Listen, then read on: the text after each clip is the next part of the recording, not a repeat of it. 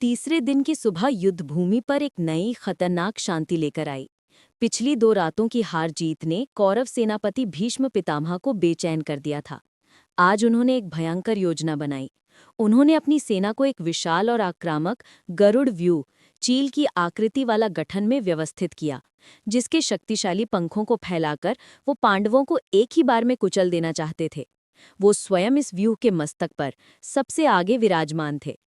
उनकी इस चाल के जवाब में पांडवों के रणनीतिकारों ने समझदारी दिखाते हुए अर्धचंद्राकार व्यूह यानी आधा चंद्रमा जैसा गठन की रचना की, जिसकी केंद्रीय तीक्ष्ण धार पर वीर अर्जुन स्वयं खड़े थे। जैसे ही रणभेरी बजी, आकाश बाणों की गड़गड़ाहट और रथों के पहियों की कर्कश ध्वनि से भर गया। युद्ध का केंद्र बिंदु बन गया अर्जुन और भीष्म के बीच का महासंग्राम।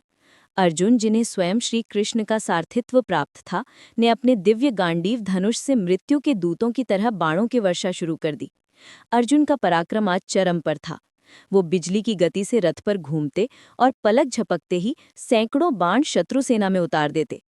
कौरव सेना के बड़े बड़े योद्धा भी उनके सामने टिक ना सके और घुटने टेकने लगे। ये दिन पूरी तरह से पांडवों के पक्ष में झुका।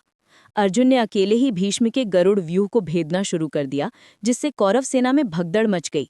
यहाँ तक कि अपनी पूरी शक्ति और अनुभव के बावजूद भीष्म पितामह को भी अर्जुन के अकल्पनीय शौर्य के सामने कुछ कदम पीछे हटना पड़ा।